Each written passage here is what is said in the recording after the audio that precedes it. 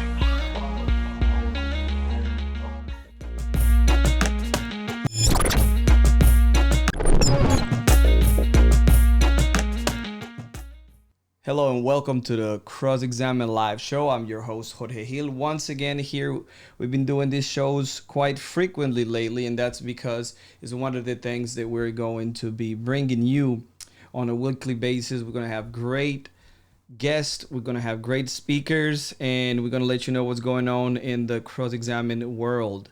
Right now, we have a few college events coming up in the upcoming weeks. We also have some great shows. We have another one tomorrow with Dr. Peter Gurry on the book Myths and Mistakes About Textual Criticism. That's one of the latest books if you're interested in apologetics, this resource that you need to have.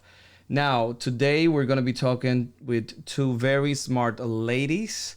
I already seen the comment section, and I know you guys have plenty of questions for them, but we're going to allow them to tell us who they are, what they do, and some of the great resources that they put together. So right now, I'm going to show you guys some of the events that we have, and then we're going to move on to introducing these great ladies. We have Purdue on January 28th. Frank is going to be there Tuesday at 7 p.m. So if you're around Fort Wayne, Indiana, we're going to be in Purdue University. And then the next day, we're going to be in Ohio State University in Columbus, Ohio. It's going to be Wednesday at 7:30 p.m. Also, we're going to have a Fearless Faith Apologetics Conference in First Baptist Church in Flint, Texas. Now, the Fearless Faith events that we put together is J. Warner Wallace, the cold case homicide detective, Frank Turek, and Mike Adams, the most hated professor in all of the U.S. You guys going to be around Flint, Texas. Make sure that you go to First Baptist Church February 7 and 8. We're going to be doing a Fearless Faith event. Now, we got a few other events in February. We got the University of Nebraska, Tuesday at 8 p.m. And February 26th, we're going to be in University of Nebraska, Omaha. In Omaha, Nebraska, we're gonna have a few events for you. But with that being said, I want to bring these ladies on the screen so they can tell us all about what they do. So here we have Laurie, Stewart, and Krista, and I can never say your last name, so I don't want to butcher it. Go ahead on and enlighten me. Yes, it's Bontrager. It's a good German name. Bontrager. Well, when you say it like that, now imagine how difficult it is for a native Spanish speaker trying to say your name while conducting, directing, and hosting a live show. You're doing it all right now, Jorge. Thank you. So say it again for me. It's Bontrager. Bontrager. So we got the ladies from Women in Apologetics. Now I'm going to start with Laurie. Laurie, tell our audience your superhero origin story, how you came to faith and how you came to apologetics and how you came to be the leader of one of the first organizations focused on women for apologetics. Hi, Jorge, and welcome to all your viewers. Gosh, you asked a pretty loaded question. I don't know if I can give all that in just a quick, 2-minute elevator speech, but let me do my best. I am a lawyer by trade, so we're used to being long-winded, making long arguments, and so I'll try to be brief because I definitely want to have. Let me stop you. This is my show, so you can take as long as you want. We're gonna get to the book giveaway, and we're gonna get to the Q&A soon. And most of our audience, they come in and they stay because they love to hang out and they love to do Q&A. So take your time. Wonderful, great, glad to hear it. Well, I definitely want my good friend Krista to be able to have a few words because she's just brilliant and she's a genius, and so I'm here to listen to her because I have so much to learn from her as well. Okay, a little bit about my background. Well, I was raised in a Christian home, and then when I was a teenager, I walked away from my faith and went to college and really walked away from my faith. I was one of those prodigal children questioning my faith, didn't know whether Jesus was really the only way to God. Why weren't, there are other good people in the world that weren't Christians? Weren't they going to heaven too? So I went through a series of unfortunate choices. Let me just say that. And eventually later found myself going through a really, really rough time. Ended up going back to church saying, okay, God, I've been running away from you for a long time. If you have something to say, I'm ready to hear it. Met God there in a really powerful way and didn't really quite understand everything there was to know about Christianity, but I thought, I think I'm going to find the answers here because I haven't been finding them all the other places that I've been looking. And so I got involved in Bible study. And very soon after that, I discovered the case for Christ and that there were real solid reasons for believing that Christianity was true. It was not just based on an experience, although experience is important as well. But there are a lot of other religions and faiths in the world that claim to have experiences. And so experience alone is not enough to make something true. And so soon after that, I went to law school and worked my way through law school as a single mom and decided it was really important that I encourage women to use their God-given brains as well.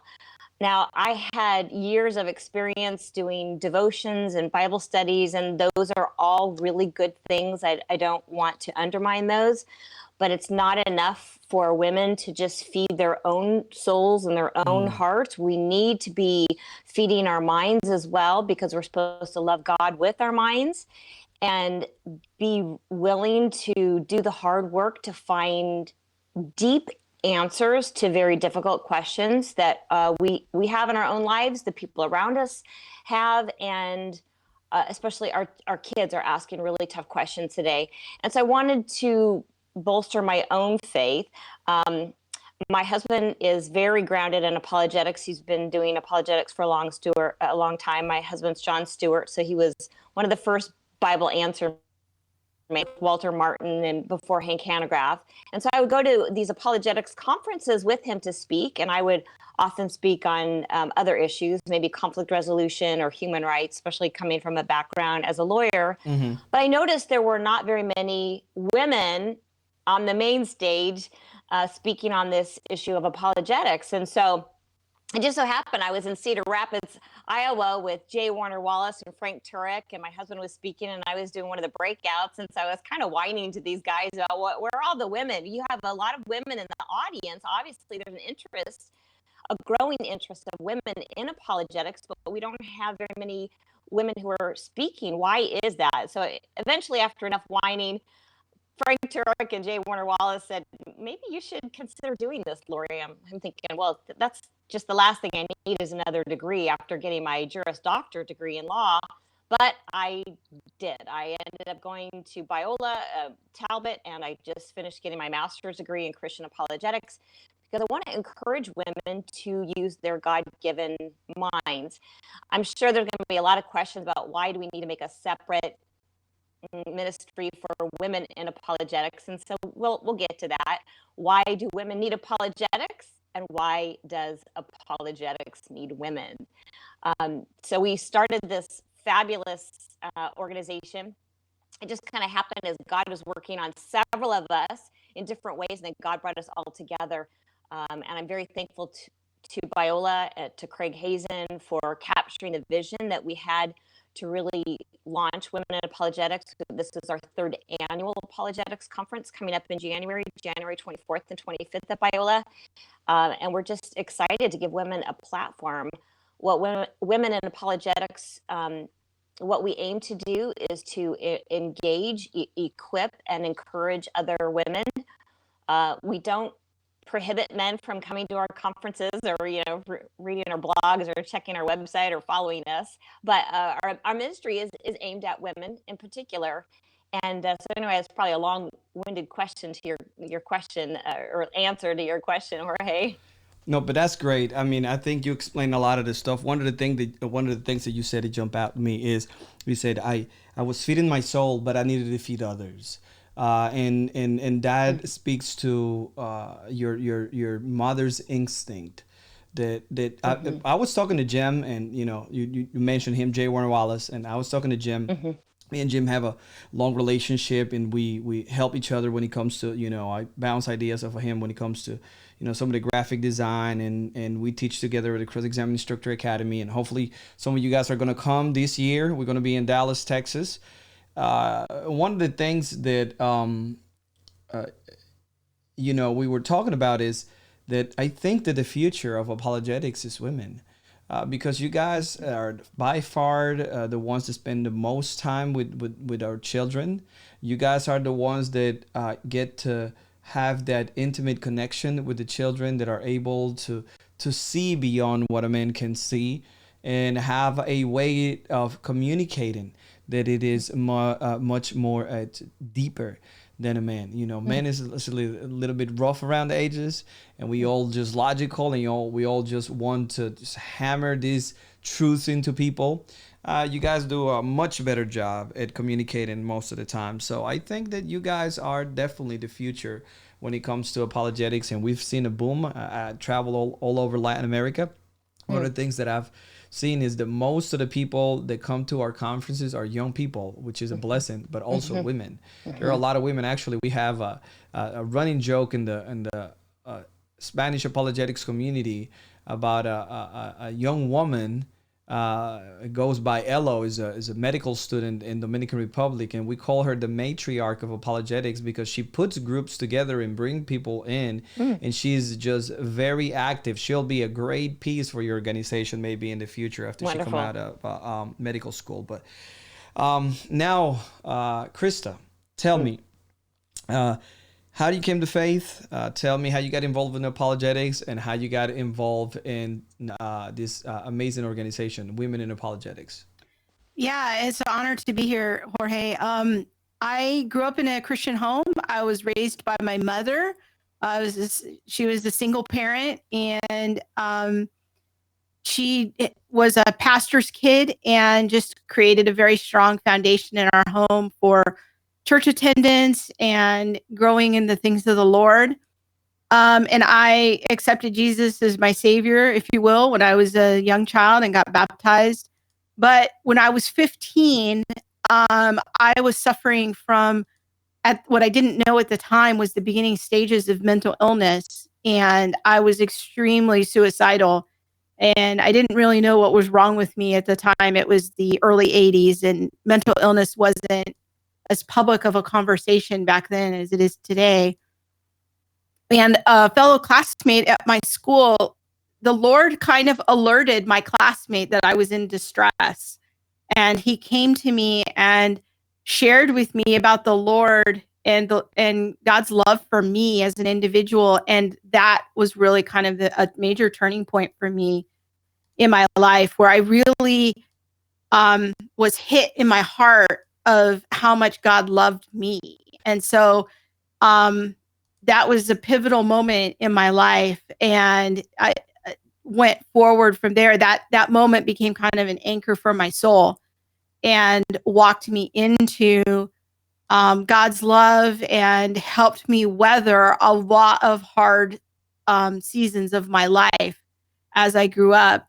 I went on to Biola University and got a bachelor's degree in film and television production. Met my husband, got married. We were very young, and we have enjoyed 27 years of marriage together.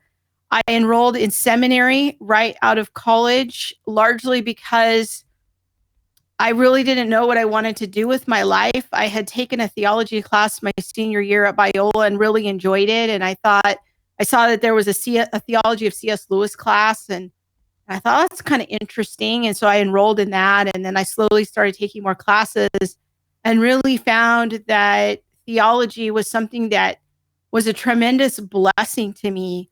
Learning about the attributes of God, learning the great wisdom of our faith, not only helped my faith grow, but it actually also helped to provide more stability in my life as I was dealing with mental illness. And one of the best classes I ever took was a logic class from my friend Ken Samples, who I now work with. And that class was equally useful for me as a theologian and an apologist as it was to help me with my mental illness.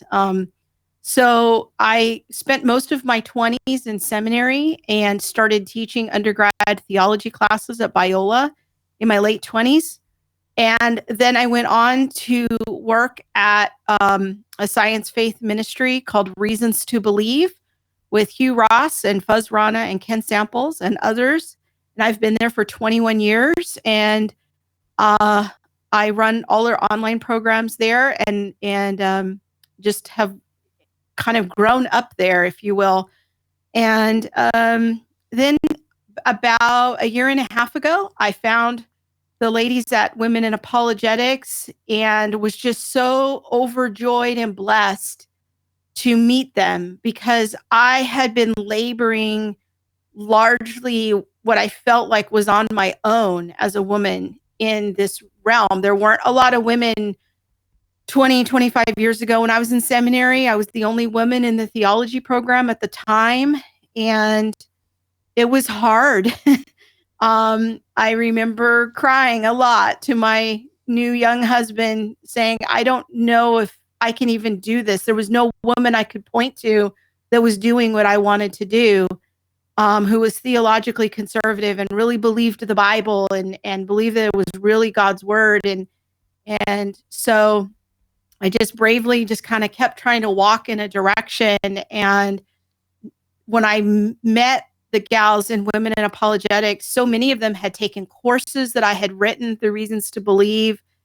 And it was a complete blessing that all these years I had been laboring kind of behind the scenes, not realizing that I had been playing a role in educating what has now grown up this crop of young, amazingly intelligent women who are now going out and really starting to engage in the field of apologetics in their own, finding their own unique voice in that. So super honored to serve on the board at Women in Apologetics and just walk with these gals in this season of life. Wow, that's amazing. That is so good, so good. Both of your stories are pretty amazing, and that is one of the things that God is just working in all of our lives, and we never know. Actually, I was listening to the updated version of Tactics today by Greg, and one of the things, this whole idea of being a gardener. I mean, it's just we have to really focus on that, and you guys are really seeing the fruits, especially you, Krista. Look back and say, wow, God was working through all this pain and suffering that I was feeling, this loneliness, and now all these ladies, he brought you all these ladies that you were planting seeds without even knowing it, and you was gardening as well. One of the things that you said you dealt with mental illness or early signs of mental illness. God worked in your life. There's a lot of talk, I think, in circles, in Christian circles, about Christianity, faith, and mental illness. I got a friend of mine who's a Biola grad. He just published a book in Spanish called License to Doubt. His name is Chris Dupont, and he deals with the intersection between doubt and faith. But many Christians criticize this whole idea of getting help for different types of mental illness, depression, anxiety, these things. What are your thoughts on this, since you've been through an experience of that nature? Yeah, my story is very typical and very atypical at the same time. I suffered from type 2 bipolar disorder for 30 years. For 20 of those years, I was not diagnosed. I didn't know what was wrong with me. I knew something was wrong with me, but I wasn't medicated. I wasn't in therapy. And I just knew that my life felt very hard, and my dear poor husband had to suffer through a lot of instability. It's really just a testimony to a miracle of God that we're still married, and my husband has labored with me through so much difficulty. And as a young mom, my husband kind of sat me down one day and he's like, look, we have to make some changes. There has to be, we got to get some help or something. This just isn't normal. And it was a very hard conversation for me, and probably didn't go very well at the time. And I was very resistant to treatment. I didn't want to go get treatment. and my highly analytical mind was very resistant to it. But I thank God every day that my husband was persistent in that and walking with me in that. And in 2005, I had finally started to go to therapy. I finally started to get on medication, and I got better. Like, my symptoms improved. I was on antidepressants, but what I didn't know was that if you're bipolar and you're on antidepressants, it can actually make the manic episodes worse. And that's exactly what happened to me. I had 3 very bad manic episodes in 2005. And it was pretty ugly. And I ended up 2005, the last 3 months of the year, I was in a psychiatric hospital. And I was in the locked up area in the beginning for my own protection and safety. And then they moved me over into the other area when they felt reasonably certain that I wasn't going to harm myself. And let me tell you, being locked in a psychiatric hospital, my life was hard. I had at age 27 been this rising star in theology. I thought I was going to have this great academic career going on and being a theologian and being I thought I was going to do amazing things. And part of that was the grandiose ideas of the bipolar disorder, now looking back on it. But then to go from that reality to I'm locked in a psychiatric hospital, those are some dark times. And it took about 3 months for them to even figure out what was wrong with me. And once I had the proper diagnosis and once I had the proper medication, I greatly improved very quickly. So I am an advocate for medication. Get treatment. I went to therapy every week very faithfully for 10 years. And I took my medication. I was mostly medication compliant 90% of the time. There were a couple times I went off my medication and didn't tell anyone. And that was a disaster. But that's not uncommon. But it was a long journey. It was a long journey out of darkness. But I am an advocate for get professional help, get treatment, go to therapy, take your medication, and also be highly responsible in your growth. Take steps toward improvement, be humble, and keep going. Things can improve. Thankfully, my story had a little bit of an unusual outcome in that I was healed about 5 years ago from bipolar disorder. God just supernaturally intervened in my life. And the last day I took medication was November the 7th, 2014. And I have been completely free from bipolar disorder since then. So in my case, God miraculously intervened. But that doesn't mean I'm against medicine. Some people get cancer and God heals them. Some people get cancer and they don't get healed, but doctors do wonderful things through medicine. Right. So I am for all doctors, and I bless everyone who works in the healthcare profession. Amen. Amen. Thank you for sharing that. And that was exactly why I was aiming at, is that many of the people that I talk to, unfortunately, at the regular church meetings are very confused about the topic. And to hear somebody with your level of expertise and academic level, it's great to hear you talk from experience and to tell people that there is nothing wrong with seeking help. One of the things that I use when I have these type of conversations is we look at places where they don't have medical attention as developed as here in the States, and God works his miracles there. Here, he provided us with an amazing medical system where we can get treated. So both are miracles. Both are miracles. Now let's go back. I mean, I was gonna tell you are doing grandiose things. I don't think that was your disorder speaking. I mean, God is using you to do grandiose things. So don't minimize that. I think you still. I mean, we know that it is documented the most profitable years for a person are from 50 and up. And it is because now you have experience, you have a little bit of money to play with, and you have a little bit of time. So we're looking forward to see what God is going to do with you in the next 2-3 decades. Now let's talk about you already answered some of this piece of this question, but what is Women in Apologetics, and how did it get started? How this organization came to be?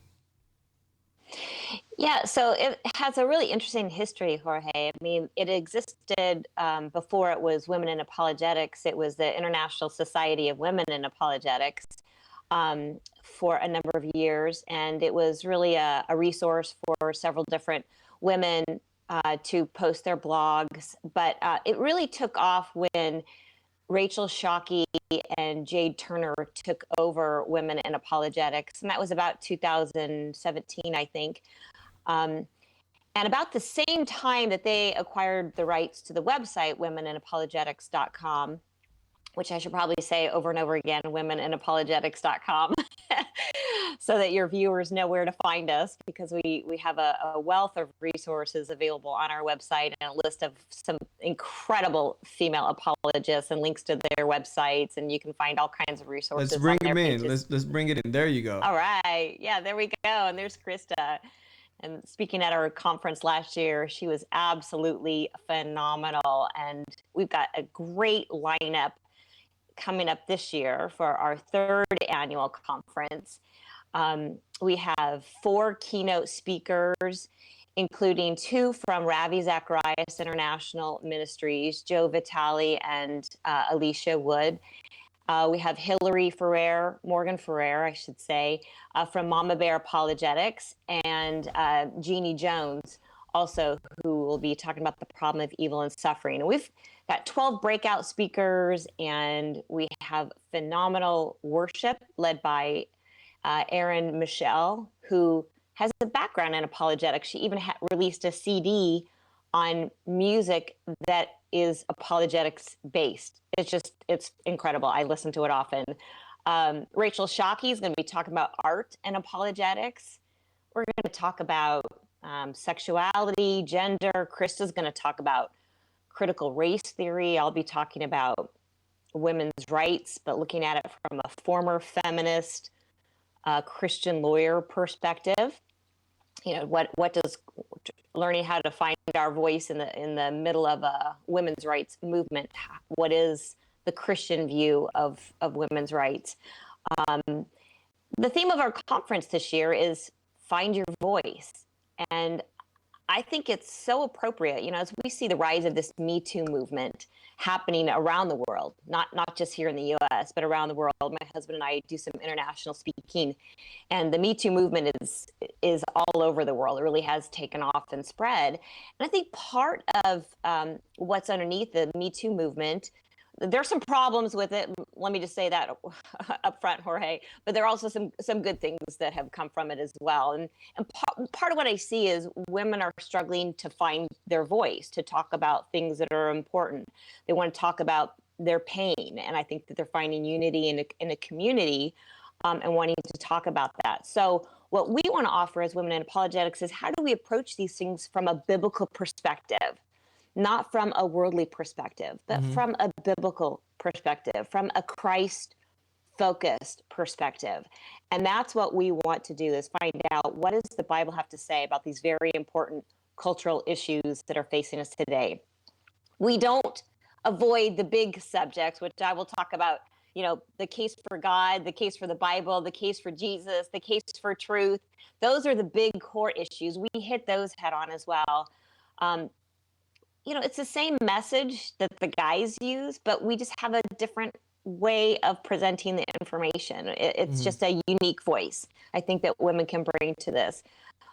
Yeah, I like what Hillary Morgan Ferrer, she wrote an article once about why apologetics needs women. You can find that on her website, Mama Bear Apologetics.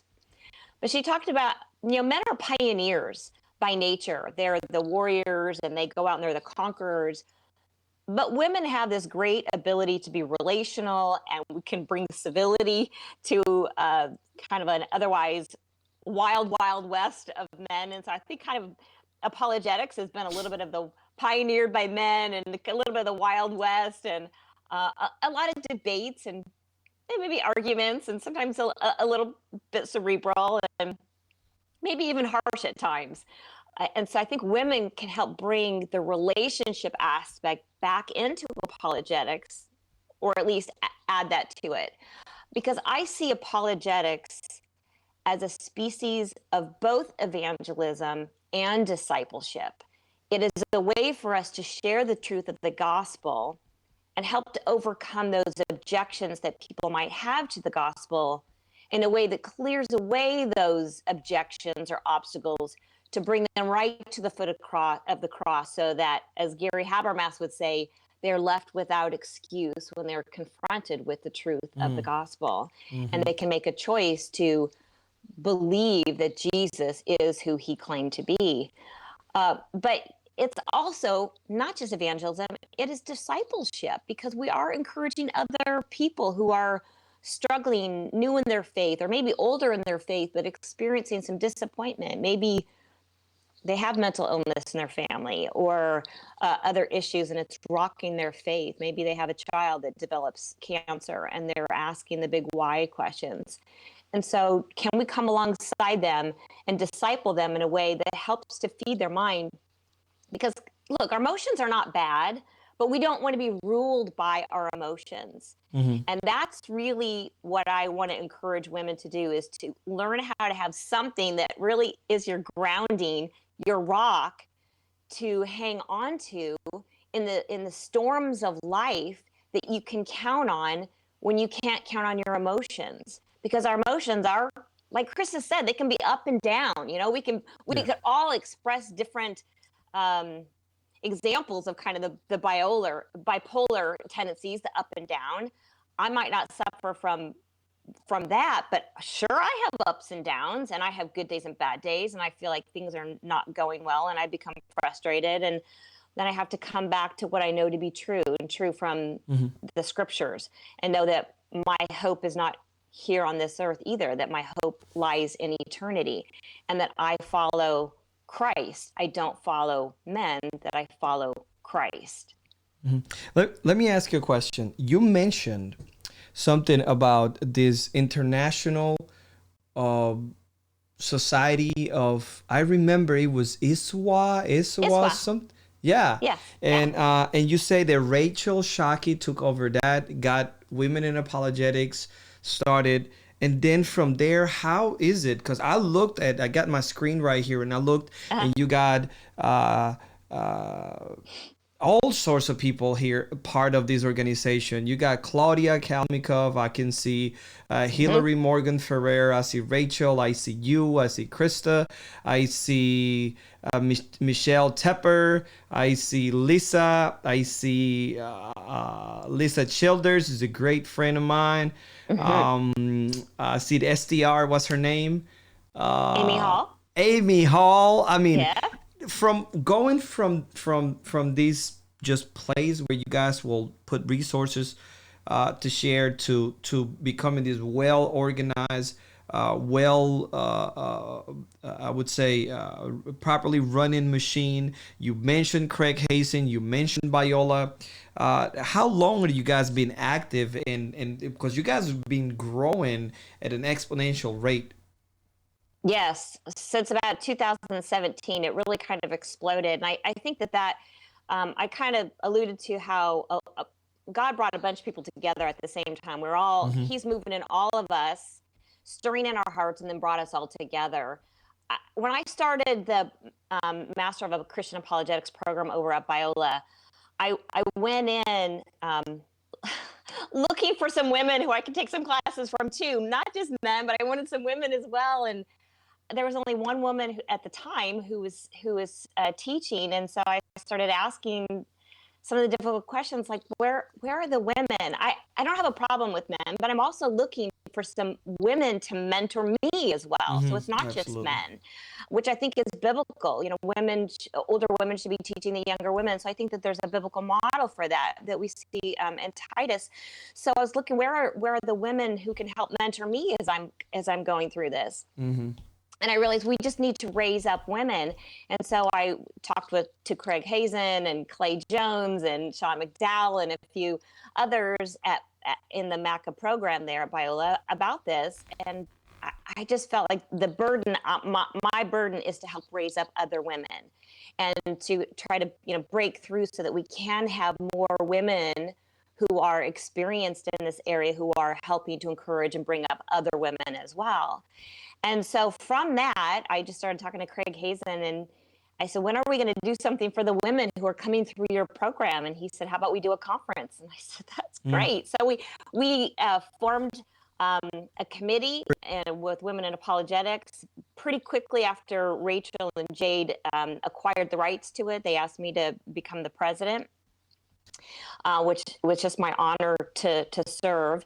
And as we just spread the word about this conference, women have flocked to this. I think it is the fastest growing area of apologetics right now in the world. Women in apologetics. And I think part of it is because there's an unsettling in the world, the Christian world, with just emotional experience, that we're looking for something a little bit deeper. Second of all, we see our kids leaving the faith because they can't answer tough questions. They go off to college and they're leaving the faith because they don't know that Jesus is not a myth. The Bible can be trusted. It's not just written by a bunch of men. It really is God inspired. All roads don't lead to eternal life, that there are solid reasons for believing that Christianity is true. And if we don't equip our children at a younger age with deeper reasons for why Christianity is true and why things are true. Look, I'll give you an example. If we just tell our kids, hey, don't have sex until you get married because the Bible says it's wrong, that's a shallow answer. And as soon as they're in difficult situations, they're feeling pressured, that's not going to be enough for them to be able to resist the urges of the flesh and the peer pressure around them. But if they understand that sex is an expression of God's relationship to us, if we understand that the picture of husband and wife and the unity that he gives them in sexuality is an expression of God's relationship with us, because we see that in the picture of the wedding feast, right? That eventually there will be a wedding, a unification of the bride and the bridegroom, as we read in Revelation. And so if we don't understand that sex is meant to tell us something about God and our relationship to him, we'll just get sex wrong. And if we get sex wrong, we get God wrong, we get ourselves wrong, and we can get ourselves in a whole bunch of mess. So we need to give deeper answers to some of these really difficult things that we see our young people wrestling with. But from that first conference, we are able to gather a lot of like-minded women. That's great. I met Krista, and she's been such a huge asset, and I love watching all of her YouTube videos. I highly recommend everybody to go and check out all of her YouTube videos and sign up for her weekly podcast that she does, all the things.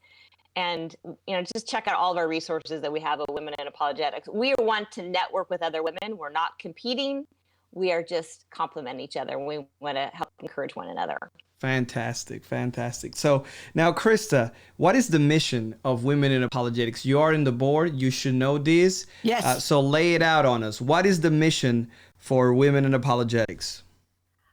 To equip and engage and encourage women to learn more about their faith. We want to help provide a platform and a network for women who are working in the realm of apologetics, and that some people are more seasoned veterans and other women are coming up the ranks. And so by having the conference right now is kind of our big vehicle that we're using to accomplish this mission, is featuring and platforming women. Some women have more visibility, people like Alicia Wood this year, or Elisa Childers in past years, who's been there. They're more on the apologetic speaking circuit. But then other women have smaller ministries or they're just starting out. So we bring them along as well and give them an opportunity to hone their craft and So have their voice be heard. You give them a platform. Exactly. Yeah. And just really wanting to encourage them because, you know, a lot of the people on the main apologetics circuit, the majority of them are still men.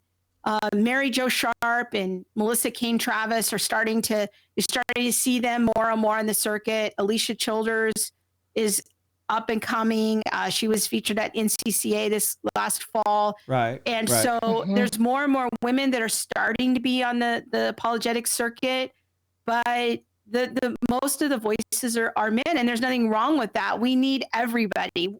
You know, we live in a cultural moment right now where there's a lot of hostility about being a Christian. We need as many apologists as possible to go into every sector possible. We need lay apologists and professional apologists. We need pioneers and researchers, and we need educators and communicators. We need to enroll everybody into this conversation about giving reasons for the hope that we have. And I just finished wrapping up a small group study this week, our first week of the study. And I've got about 50 women in this small group who are a lot of them are homeschool moms. They're home with their kids. They're wanting to know, how do I just talk to my children? And I see apologetics as just multiplying into all of these new spheres. We need that. We can't just think that apologetics is just this one area or this one slice of life for the academy. It's that. It is for the academy, but it is also for the mom at home. And as a former homeschool mom, I homeschooled my children for 12 years.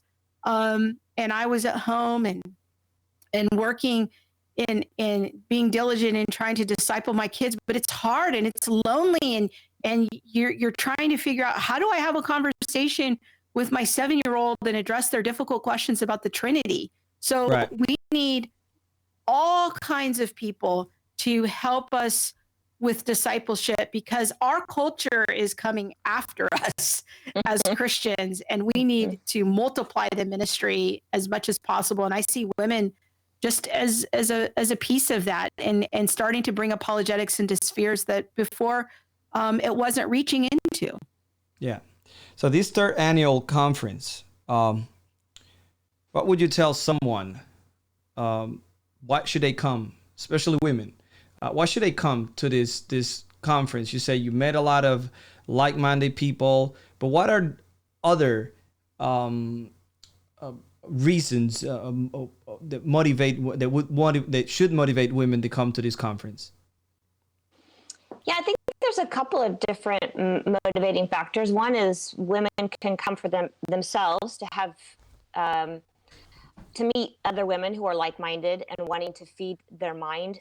Maybe they even have their own doubts, and so they want to learn how to approach some of the questions that they have, whether it's about the Bible, about Jesus, about the Old Testament suffering. We have a whole long list of topics. You can go to our website and find out everything that our speakers are talking about. We post a short bio and all of their topics to see if there's something of interest. But if it's not of interest for the women, they might have somebody in their life who these topics would be of value. So for example, if you have children, we have quite a few speakers that will be addressing that particular topic. Hillary Morgan Ferrer will be talking about finding your voice. She wrote the Mama Bear Apologetics book. Elizabeth Urbanowitz has written a marvelous curriculum for young people, getting them to think critically and analytically at a young age, exposing them to worldview so that we can teach our kids how to think, so they're not just parroting ideas that they hear in the public schools, which we know are hostile, as Krista said, hostile to Christianity. She actually wrote the curriculum for our We Are Kids program, which I think is something I want to boast about for just a moment, because it's unique to the Women in Apologetics conferences. This is, as you said, our third one. But we didn't want to just have daycare provided so that moms who have kids could come. We wanted to provide training for the kids as well. So on Saturday, we will be providing We Have Kids, and it is a program just for the kids on Saturday. And they're going to be learning, why do we believe that there is a God, that God does exist? Where does life come from? And so they're going to be tackling their own apologetics topic. But we have Natasha Crane who's going to be one of our speakers, and she has an amazing website, Christian Mom Thoughts, and she's written some amazing books. One of them is How to Keep Your Kids on God's Side, answering some of the toughest questions. So she actually posits the questions that kids are asking their parents, and then helps parents learn how to answer these questions with their children. So that's another amazing resource. We have another speaker who's going to be talking about conversational apologetics. So how do you have a conversation maybe with another mom on the playground about apologetics? That really, it can be conversational in your everyday life. If you're getting your nails done at the nail salon, you can somehow you can get to the problem of evil and suffering pretty quickly. I think almost any conversation you can get to the problem of evil and suffering, because we look around the world and we see it. We see a lot around us and in our own personal lives as well. So learning how to work it into your everyday conversations. And so I think it would really have something valuable for the parents. So I would say those two reasons why we would encourage people to come. One, to bolster your own faith. That's the discipleship. And the other is the evangelism, so that you can be prepared to share what you learn with others. That is great. That is great. Now, you mentioned Alyssa Childers. You mentioned Natasha Crane. I'm going to add a little shameless plug here. Both of them are CIA grads, as Cross-Examining Instructor Academy grads, and they've both been through the program and they've come back as instructors. So everybody from the WIA organization need to come to the Cross-Examining Instructor Academy. We're going to open registration, I think, in about a week. Now, you have some specialized topics in this conference. Krista, you mentioned, I think, that you're going to be speaking on critical race theory. And I know there's some great speakers on this area. I can never say his name. I think it's Neil Shenvi. Yes, him. Yes. He does an amazing job doing that. You're going to be talking about that. Tell me a little bit about that. And then, Laurie, you can go and tell me a little bit about this heated feminism topic that you're going to be talking about. So, Krista, tell me about your critical race theory talk, what it's about, why it's important, who is propagating these ideas, and then, Laurie, obviously, you're going to tell us about feminism. Okay. Yeah, I'm happy to talk about that. My co-host on All the Things, which is the name of a weekly live stream that I do with my best friend, Monique Dusan, and I are doing this breakout session together. I'm the theologian, and Monique has a background in sociology. And she was actually a proponent and advocate of critical race theory for 20 years. And is now coming out of it after seeing and understanding and studying apologetics and the Christian worldview, and seeing kind of that this is an error that she had bought into.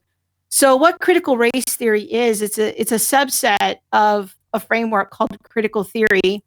And if people want to know more about that, I would recommend the work of Neil Shenvi, or you can go on my YouTube channel. Monique and I have done many videos kind of at a more lay level on critical theory, in particular critical race theory. This is an academic framework that is almost functioning as a worldview for most people who are in their teens and 20s. This is the worldview of the academic world right now. And even if people haven't heard the name critical theory or critical race theory, trust me, they've heard the concepts, they've heard the ideas of it. And time again, what Monique and I get when we talk about critical race theory is like, oh, now I have a name for this. I never knew what this was called. Now I get it, and I see it everywhere. So, and it's really a conversation about racial division or racial unity and in the church. And the idea of critical theory is sort of loosely coming out of neo-Marxism, of looking at the world and dividing the world according to the oppressed and the oppressors, and in seeing it not just as an economic oppression as classical Marxism, but oppression through other things such as race. So, for example, I'm white and I have a Western European heritage, of German and Dutch. And so I would be in this framework, I would be in the oppressor class. And my best friend Monique, who's African American, would be in the oppressed class. And so in the critical theory system, I am automatically a racist because I am from a white heritage, and she can't be racist because she is in the oppressed class. So she and I are having a lot of conversations about, okay, what does the Bible say about race relationships? How can we start to sow into unity?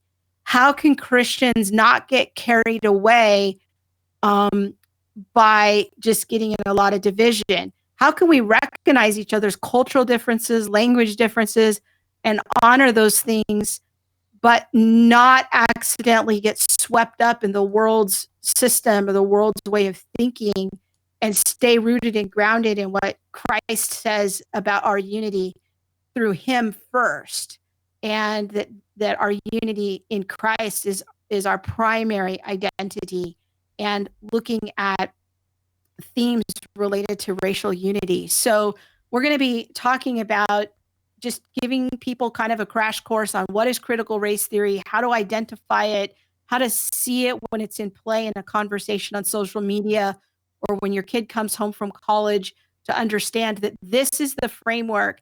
If their child is is a sociology major, they're in the humanities, they're in justice or feminist theory, they're going to be interacting with critical theory, and that's going to be the framework through which things are going to be taught. So it's a vital conversation for Christians to get more conversant about. Absolutely, absolutely. I am what you would call. We are not only a blended family. My wife didn't have no kids. I had two kids. I had full custody of them, and then we got married. And she's a black woman. She's African American, and I'm from Costa Rica. So we do have these sort of conversations, and we touch this topic almost on a daily basis. So I would love to be part of that lecture that you're going to be giving, and Find Your Voice, Women in Apologetics, third annual conference happening January 24th and 25th in La Mirada, California, in partnership with Biola University. So now, Laurie, tell us about this heated topic of feminism. First, let me tell you, in Latin America, this whole thing about this third wave feminist mentality is blowing up.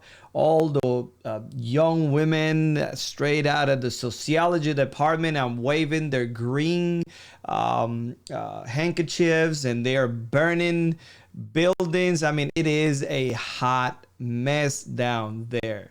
So tell us a little bit about feminism. How do we go from, fighting for rights and equality and equity to what we today call feminism? And I know it's got to be related to what Krista was talking about in relation to this whole critical theory and this whole neo-Marxism and this whole fight of classes. And now that they're not economic classes, now are more in terms of different groupings. That's now the boss against the worker. Now it's much more nuanced and difficult to separate. So tell us, feminism, Laurie, go. Okay, before I do that, Jorge, I have to say this because you brought up your friends in Latin America. And since I do travel around the world and I've got a lot of followers and friends around the world, not everybody is going to be able to come to our conference live because I understand there are geographical limitations for some people and financial restrictions. We are going to offer quite a bit of our conference live stream. So you can go to our website, womeninapologetics.com. Click on the third annual conference and just go to the link for the live stream, and you can find all the information about live streaming there. You can get a group of your friends together and live stream it as well. So no matter where you are around the world, we want you to be able to tap into this. We're also making our past conferences available. So stay tuned. We will be offering some more information about that as well. That's Okay, fantastic. so I know this is a really hot topic, the whole women's rights issue, especially because of the Me Too movement that has really gained some amazing ground in the last few years. A little bit of my thesis that I just finished over at Talbot was on women, religion, and the law. And I tackled this problem of discrimination and violence against women that we see happening all over the world. So we know that it's a problem. And so what's causing the problem and what's the solution? And so I examined 4 different worldviews. I look at Islam worldview through the lens of laws of Saudi Arabia, because that's the birthplace of Islam and considered by many to be the pure Islam, because that's where it was birthed. Although I'm sure that's debatable in the Muslim world.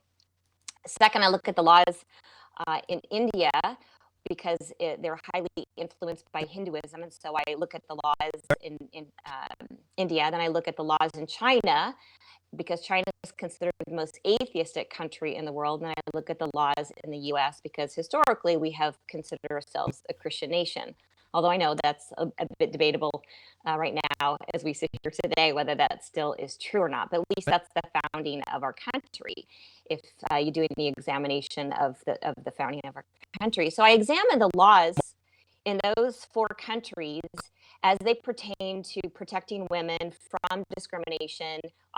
I call it invidious discrimination, which is mean the unfair discrimination. So I have to qualify that, because we all do discriminate one way or another, and not all discrimination is wrong.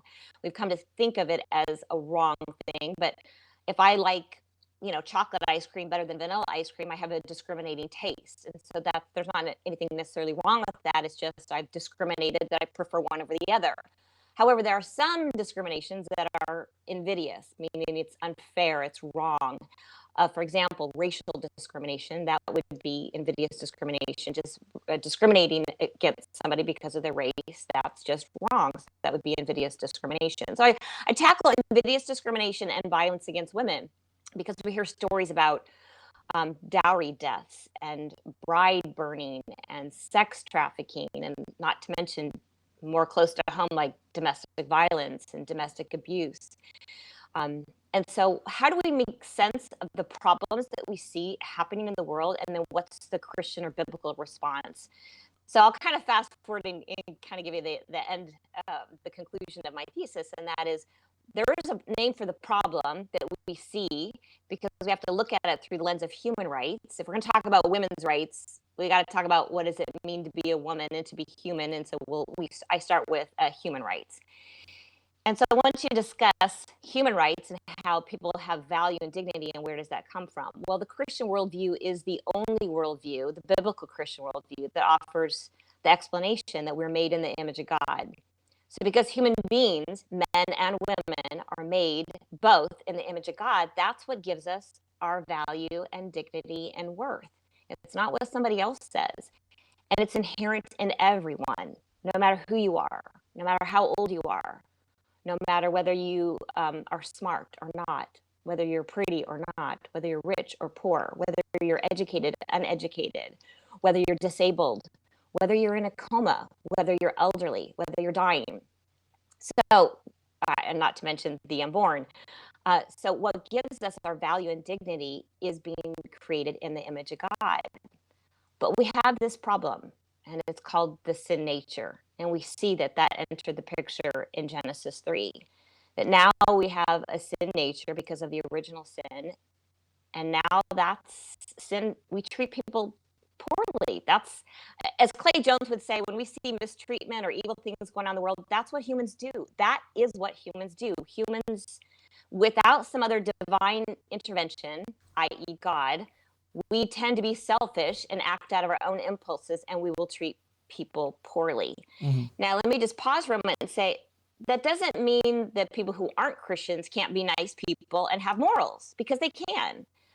But really, if you get down to what their worldview is based on, their beliefs in the value of humanity can't be grounded in a worldview that's contrary to Christianity. It will be inconsistent with the worldview. It's like Frank Turek's book, Stealing from God. I mean, you have to steal from Christianity and Christian values in order to give dignity and value to humanity. And of course, that includes women. So once we know what the problem is the sin nature, there is only one solution, and that solution is found in Jesus Christ. He's the only solution. He's the only answer. By us becoming Christians, we get a new nature, and we surrender our lives to following Christ. We believe that Christ was the ultimate sacrifice and died for my sins, your sins, so that when we are brought into an intimate relationship with God because we've been forgiven of our sins, that we now are cleansed and we're made new. We have a Holy Spirit, this fabulous Holy Spirit that comes and dwells with us, which now gives us a greater power than our sin nature, so that we can overcome the sin nature, the terrible things that we want to do. We do have to yield to the Spirit. We learn how to yield to the Spirit, because we still, even as Christians, we wrestle. Flesh and blood will wrestle with the Spirit, because we still want to kind of do things our own way. We won't be set free from the presence of sin until we get to eternity, but we do have a power now that can help us to be set free from the power of sin. Which leads me to the next point I want to talk about, is power. Because you're right, underneath this idea of the third wave feminism, and there are various waves of feminism, so I don't have time to address all that right now. I no longer call myself a feminist, because I think it's a loaded word. It's a confusing word. You have to define it. There's so many different definitions about it. I don't even want to say that I'm a Christian feminist, because I think inherent in the word feminist is power, that we're struggling for some kind of power. And that is not what Christ asks of his followers. He does not ask us to seek power. Jesus was the example, as Paul tells us in Philippians 2. He emptied himself of his own even divine nature and offered himself as a sacrifice for humanity, for the sake of others. He made himself nothing. So if we're seeking power, whether it's women or men, then we're walking in our own flesh, and we're walking in the sin nature. But when we surrender to let God's power work through us, then God is able to do amazing things and beautiful things for his people. And that's what we want to do, is love and serve one another. You know, in the end, we're supposed to be known for our love for one another. And if we're not showing that to the watching world, then we're doing something wrong. Now, just because Christianity might offer the best hope for women doesn't mean that Christians always do it well, because we're still struggling as well. And we don't have a perfect history. We have mistakes in our Christian history. I don't think we should minimize those. They are what they are, but it doesn't mean that we have to continue in the mistakes that we've made historically. We can learn from the mistakes. Lord willing, we will learn from the mistakes and learn how to treat one another with love. So this whole women in apologetics and my discussing women's rights is not to advance the cause of women. But if you're going to talk about wanting more education for women, sure, put me down. If you want to talk about having equal pay for women for the same job, sure, put me down. But if you're going to start talking about power, then I'm going to start talking about surrendering all. We should all surrender our power to God and let him be our power. One of the things that we notice is that, we first saw the movement, the feminist movement, looking for equal rights and equity and all these sorts of things. Now we're looking at them fight for extra privileges, and we see it in the LGBT community as well. It comes out of this neo-Marxist playbook that it is fueling all of these ideologies. So I think that you put it well. At the end of the day, is a power struggle, is a power thing, and again, we are to give up all power and let our Lord guide us every Right. day. Now, before we move on to the Q&A session, I want to show everybody that we're going to be giving away a copy of Mama Bear Apologetics, Empowering Your Kids to Challenge Cultural Lies. We're going to be giving away this book. But before we give away this book, I want to give you guys the rules for the Q&A session. It's super simple. You guys seeing it on the screen right now. Q&A session rules. Number one question per person. So we have several of you asking questions on the various platforms that we're on Facebook. We're 2 different pages on Facebook. We have a page, channel in YouTube. You guys are there watching right now. So make sure that you ask one question per person, and before you ask your question, make sure you put a capital Q in front of your question, so I'll know it's a question and I don't have to go through every comment to get to your question. Number 2, concise questions. Nobody has time to be reading the 3 or 4 paragraphs just to answer. This format, it does not allow us to do that. So make sure that you craft your question properly. It's concise, is well thought out, and make sure that make it easy for us to find it and to answer it. And number 3, questions related to the topic. We're talking about women in apologetics. I know you guys have some questions about women teaching. That's fine. We're here to tackle those questions. We don't shy away from that. It is okay. It is discussion that makes us grow. If we think that all the issues are settled, that's where error thrives. So we are going to talk about these issues. Also, let's focus on the conference. Ask us questions about the conference, questions about the topics, questions about the speakers. How can you become part of Women in Apologetics? You know, do you guys have any plans of, you know, maybe creating WIA chapters, or maybe creating mini conferences, that sort of thing? Go ahead and ask your questions. These ladies are here to answer these questions for you. And if you want to be part of the giveaway, you got to stick until the end. If your name is called out of the bunch and you're not here, we count to 10. If you don't say anything, then we move on to the next person. So right now, what I'm going to do is my last question before I start screening the questions in the comment section is, what does this conference offer that is not typical? From, you know, because I travel everywhere. I go to most apologetics conferences. I'm actually the one to run the Spanish track for the National Conference of Christian Apologetics here in Charlotte. And most apologetics conferences are very similar. So what sets this one apart other than being focused for women? Krista, do you want to take that? Well, I guess a couple of things. One that Laurie already mentioned is the aspect of involving our kids. It often happens that women get left behind. Their husbands goes off to the apologetics conference and the women can't go because, you know, they need to stay home with the kids, and that's okay. But we're trying to create a space where kids can come and learn too. And I think that's a really unique feature of our conference. Another thing is tackling some of these issues that I don't want to say they're just not on the apologetic circuit, but they're a little bit rarer. Things like feminism and critical theory, critical race theory. You don't see that a lot in apologetics. It's not common to see those topics covered at apologetics conferences. I also think that the amount of access that people are going to have to the speakers, sometimes speakers can just be platformed, but they aren't very accessible just because of the size and the scope and the time demands. The Women in Apologetics speakers really try to be available. We have tables, we have places where people can come talk to us directly, and there's a level of access to the speakers that sometimes is a little less common than other apologetics conferences. I don't know, Laurie, do you want to add anything to that?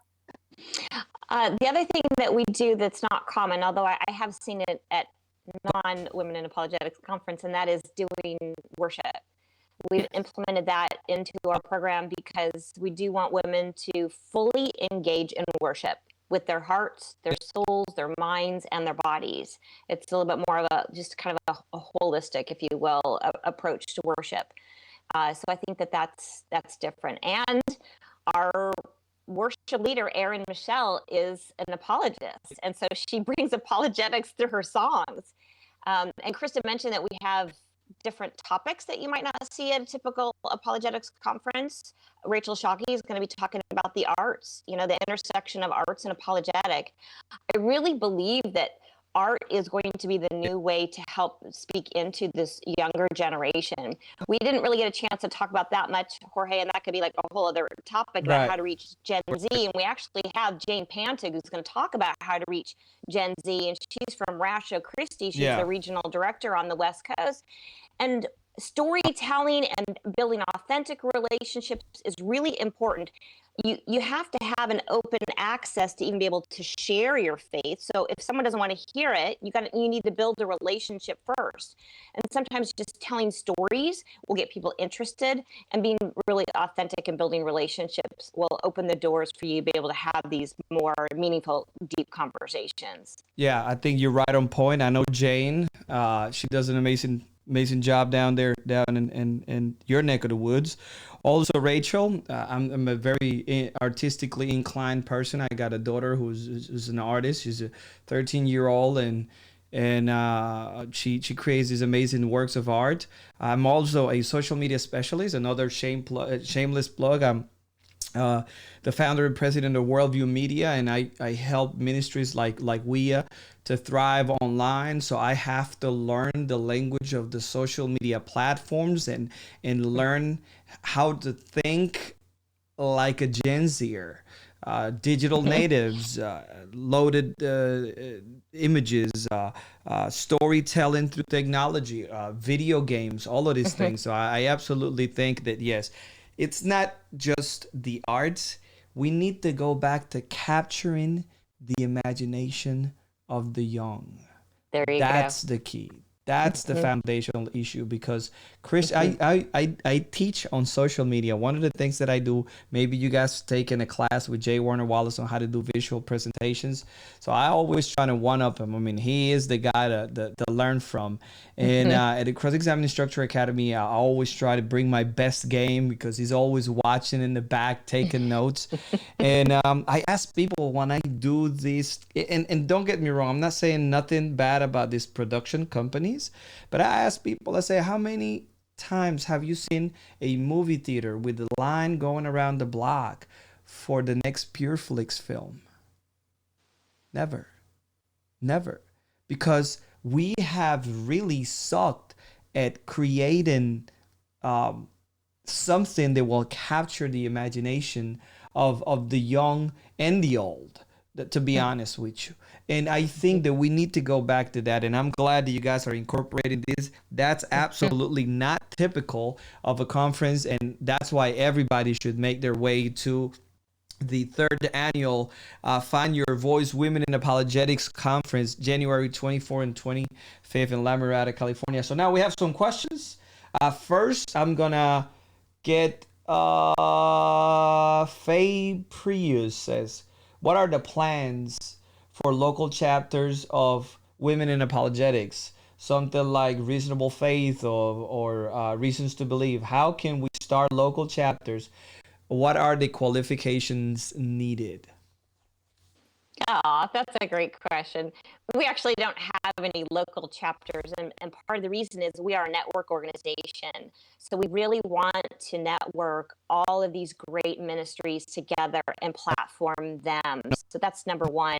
But number two, we do have groups that are springing up all over the country. We have Natasha Crane is starting her grassroots apologetics, and so there are different groups that are starting at churches all over the country. So you can reach out to her and find out more about her ministry. Mama Bear Apologetics, Hillary Morgan Ferrer, she also is starting some small groups and churches, and she's started speaking and traveling, meeting with some of the groups as well. But we do have a vision for wanting to take this on the road, because not everybody can come to California, although I don't know why you wouldn't want to come in January when it's cold and snowy everywhere else. We have beautiful weather, although we actually have had rain the last 2 years. I'm hoping we don't have rain again this year. But we would like to take Women in Apologetics on the road, and that's to your hometown, your church, wherever you happen to be. We've had some interest in other countries. South Africa has expressed an interest. Singapore has expressed an interest. So we're just waiting to see how God moves in people around the country and around the world. We would like to be able to do a combination of using local apologists wherever we go, and then able to bring in speakers as well. We have, if you take a look at our website, we have a long list of female apologists, and so there's just a wide variety to select from, and being able to choose to have your conference. We would like to be able to raise more money. We're purely volunteer driven right now, and this organization is taking off. It is so amazing to see how God is really blessing it. I think God is just the banner going before us. So we would like to raise some funds and start paying people for some of the work that they're doing. We do try to provide some compensation for those speakers that come to our conference. We're not able to fully compensate everybody yet, but try to give them something to help them out for their expenses for flying in to help us out. And so we'd like to provide scholarships for women who might want to pursue further education, especially higher education, whether it's in getting a PhD in Islamic studies. There's a need for women in getting a PhD in Islamic studies, or whether it's a master's degree, but encouraging women in these particular apologetics focused areas to provide financial assistance to help them as well. So there's just a few of the vision that we have, the bigger vision down the road. Yeah. Krista, have anything you want to add? Yeah, the only thing I was going to add is definitely the things that you already mentioned is get connected with Mama Bear Apologetics. There's group studies popping up all over the country. They might be able to direct you, and to Grassroots Apologetics for Parents, Natasha Crane's group that people can Google that. The apologetics group I mentioned earlier in the podcast. I'm doing a gap group right now, Grassroots Apologetics book study through Natasha's book with about 40 to 50 parents, and there are some options available. That's great. I do have to tell you guys that I'm one of the co-founders of the Society of Latin Apologists. So I know traveling and volunteering, and it is missionary work. People don't understand how difficult it is. We are all volunteers too. We actually pay out of pocket to go to certain places. So I completely feel you. I feel your struggle. But yes, God will provide, and this is growing. I got another great question here. And is Michelle Marie Rainier. She says, the best place to start. I'm passionate about apologetics and theology. Starting with theology, Krista, where can she start and then move from that to apologetics? Obviously, I will throw in, good critical thinking and philosophy, into the mix. But just give it your 2 cents on that. Well, yeah, I think it's a great question. Where do I start? That's a lot of my teaching ministry, actually, is helping walk people through some basics in theology. So she might appreciate checking out my YouTube channel. If you're looking for a book, just speaking from personal bias here, but the book that I like to recommend to people that are just starting in theology is my colleague Ken Sample's book, Without a Doubt. It's 20 questions on the basics of the Christian faith. It's very accessible, and he gives you a really good kind of survey of major theological issues that will provide a solid foundation for you. And in fact, a couple of years ago, I did a whole teaching series based on Ken's book on my YouTube channel. It's called Christianity 101. And so people can maybe read the book and then go check out my video teaching series on that. But that's one that I just find tried and true that I like to recommend people as an on-ramp, because quite honestly, some theology can be hard. Like if I just recommend to you, go read Wayne Grudem's Systematic Theology, it's like this thick. That's a tough on-ramp. We need like a step before that. So I like Ken Sample's book for that purpose. Can I add one thing, Jorge? Yeah, absolutely. So I have this one topic that I do when I get asked to speak at some churches, and it's called Apologetics, the new bad word and why we need it. Because some people don't know what apologetics means, or they have a faulty understanding of what it is. And so I start by explaining what apologetics is and why we need it. But then I talk to just the everyday parent who might be just getting started. Where do I get started? If you're really intimidated because as a lay person you're thinking, I'm not Ken Samples, I'm not Gary Habermas, I'm not William Lane Craig, I'm not one of these female apologists, I'm not a lawyer like Laurie or a theologian like Krista, where do I start? I recommend starting with the kids' books. There's some great kids' books that are apologetics focused. Melissa Keane Travis has written some really good books. There's actually Can I say something about that? Yeah. I was actually one of the ones that translated Melissa's books into Spanish for the Kindle versions. Oh, Yeah, that's I love so it. great. Yeah, absolutely.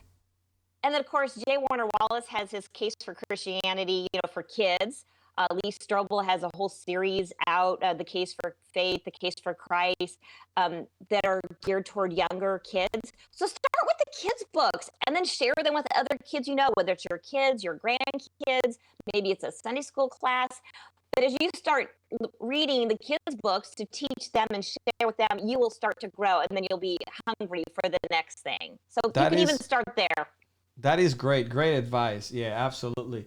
I have Renee asking us best resources for sharing with an Mormon woman friend. I'd love to LDS. tackle that one, or maybe at least get us started. I have a very important person in my life who's a member of the LDS church, and that's my brother. And we didn't actually know each other existed until about 5 years ago. And it is interesting. We were raised separately. We share the same father. And just as passionate as I am about theology and apologetics for my faith, my brother is equally passionate about defending and having apologetics conversations about his faith. And he was an adult convert to the LDS church. And so we have a lot of interesting parallels in our journey of faith. And we've had a lot of very productive conversations. And one of the things I've learned through all of that journey is that when you're engaging with a member of the LDS church, it can be a bit tricky because many of them are very hesitant to talk about their faith with people who are in the historic Christianity stream like us, because they've often experienced a lot of attacks about their faith. And so that's made them very hesitant that when a thoughtful Christian comes along and wants to talk to them and wants to ask questions, they're somewhat hesitant to do that.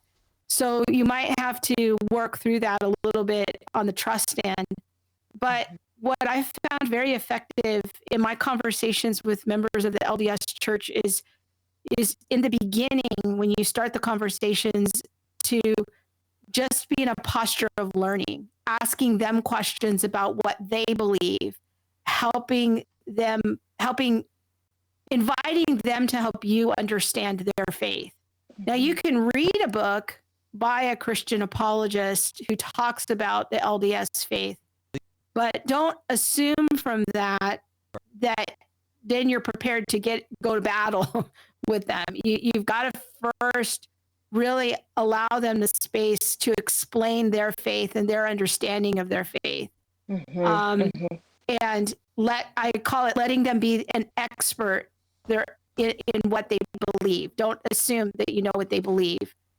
The other thing that I've learned is that most books written by Protestants about what LDS people believe is actually not accurate to what LDS people believe. And so we have to be careful about that conversation. And the LDS church is in a church of transition, and they are trying to find their way doctrinally too. So we want to be very gracious with them. I'm not aware of any book that I would share with an LDS friend. Rather, I would focus on shoring up your faith in what you believe and then starting to engage in conversations with them. LDS people typically will not accept Christian books because they're not allowed to do that. And so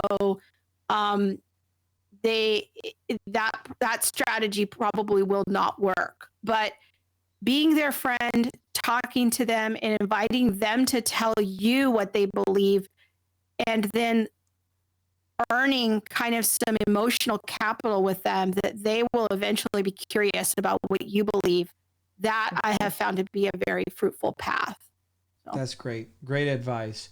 We have actually another question. Can I say before we go on real quick?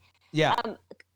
There's a great book called Leaving Mormonism, and it's written by 4 scholars who have left Mormonism and kind of their journey. And so I think that that's helpful for people to understand what it was that moved people out of Mormonism, by Corey Miller, who's the president of Ratio Christi. And I just want to throw out one more thing, just as a resource. On Ratio Christi's website, they have a whole resource page of all kinds of apologetics websites and books broken down by category. So I just want to point people to that as another valuable resource. Yeah, that's a great resource. Yeah, I know Corey and Lynn and, but those were mostly academics that left Mormonism, right? Yeah, it's a great group of people. Faye, and that is, we're about to announce how to enter the giveaway. Faye says, what kind of credentials are needed to be considered an apologist? What do you tell one of your, this ladies out there that are on fire? They want to learn more. They want to become apologists. They want to be part of the in crowd. What do they have to do? I mean, just share with them. Well, I've written a few blog posts about this that are on the reasons.org website, my employer for Reasons to Believe. And so that I'll refer people there. They can just search on the website for my name and they can see those articles. But I think that apologetics is best when we have another specialty. Like Laurie is an attorney. And she has really done a lot of diligence in the area of being an attorney. And then she starts to see, here's an area of how this could connect to my faith, and an area where I could begin to build a case for the Christian worldview based on my unique discipline. My colleague Monique has a specialty in sociology and in social service. And now she's getting into apologetics, and she's starting to see some connections where she could begin to defend the faith based on her expertise. So my colleagues at Reasons to Believe are scientists first. They have PhDs in various scientific disciplines, and then they work in the apologetics on the back end. I think that personally is if you're going to be a professional apologist, that's kind of what the approach you need to take. Now, if you're a mom or a dad and you're trying to maybe talk to your kids or lead your small group or bring, these questions to bear in your everyday life, you don't need to worry about all the fancy education. The internet is a wonderful place. You can read some books, listen to some podcasts, and do a lot to equip and train yourself. But so you have to kind of figure out, do I want to be a professional apologist, or am I just trying to be kind of a lay evangelist and a Christian who's more equipped and trained in my thought life? I don't know. Laurie, do you have anything to add to that? I was just going to say, 1 Peter 3:15 is for everybody. 1 Peter 3:15 is where we get the word apologetics from. It's from a word that Paul uses, the Greek word apologia. Some people say apologia, but apologia, which is to give a defense, which is like a courtroom term, to give a defense for why you believe what you believe, why a defense for your testimony. And so we're all supposed to be called to be apologists, because we're all supposed to be ready to give reasons for why we have the hope within us. 1 Peter 3:15 is not just for men. So I would say apologetics is not just for men. It's for women. It's for everybody. Whether you're a lay person, a professional person, it doesn't matter. We all need to have reasons why we believe Christianity is true, more than just because Jesus lives in my heart, or Jesus loves me, this I know, for the Bible tells me so. Yes, that might be true, but you need more than that when it comes to the really difficult issues in life. That's true. Completely true. Now, somebody asking, what do you think are the best women apologists out there right now? Oh, Go ahead, Laurie. yeah, oh, geez. Yeah, come on, ladies. Come on. Give me your top three. I think I'm just going to say it. I am a complete Alisa Childers fangirl. I want to be president of her fan club. I actually think that the work that Alisa is doing is some of the most important work that's being done right now in apologetics. She's specializing in progressive evangelical theology. Yeah. And to go to your question earlier, Jorge, about what's unique about women in apologetics, I think that Alisa's project is incredibly important because progressive theology is absolutely saturating women's ministries right now. Absolutely. It is taking over. And in fact, tomorrow, it's already released right now, but Alisa is going to post the public announcement about the podcast I recorded with her a couple weeks ago on progressive theology coming into MOPS and mothers of preschoolers. And I think that to me, she is the most important woman apologist right now, in my opinion. Yeah. Well, another shameless plug. We've been working with her to get her ready, because I know her book is coming out in a few months. I know it's gonna be amazing. It's gonna take off, and I'm privileged and blessed to be able to be part of some of the people that she's working with to make sure that she has a robust presence online. Remember, Worldview Media, if you need anything related to apologetics and social media. Now, let's go and let's start giving away books. Okay, let's start giving away books. Right now, as you can see, all you have to do is go to your phone, text Women in Apologetics, all one word. And I don't know why it says .com down there. Let me fix that. It shouldn't say .com. Let's fix that really quick. Text Women in Apologetics. Oh, I know what happened. Women in Apologetics to 44222. Women in Apologetics, all one word. When you get the text, reply with your email, and that's it. You're in. So should we give away one, or should we give away 2 copies of Mama Bear Apologetics, Empowering Your Kids to Challenge Cultural Lies? Well, I guess we have 2 guests today, so we just give away 2 books. There you go. She threw up the deuces right there. So we need to give away 2 books right now because the lady said so. So we're going to have to honor that. 2 books. Make sure you text Women in Apologetics, all one word, to 44222, and then reply to the text with an email. Once you do that, you're already logged in, you're participating. At the end, we're going to take a few more questions, and then at the end, this lady is going to pick a number each, and then we're going to give away books. So let's look at more questions. It's super simple. Remember, 44222, text Women in Apologetics, or one word, and you will be able to enter the Q&A. Let's see what we have here. Guadalupe Gomez had a great questions here. Well, this is very similar. But while I screen the rest of the questions in YouTube, answer these questions. Guadalupe says, what is the first step to become a WIA? Yeah, I think we kind of address that really just to become a woman who is apologist, a female apologist, a woman who is apologetics, you just follow 1 Peter 3:15. We all are called to learn how to give reasons for why we believe Christianity is true. And so there's a wealth of resources out there. You can start with Women in Apologetics, our apologist page. We have a long list of female apologists that we have vetted, and links that take you right to their web pages, their resources. And then some of the others, you can play back this video and see some of the other resources that we've offered. I'm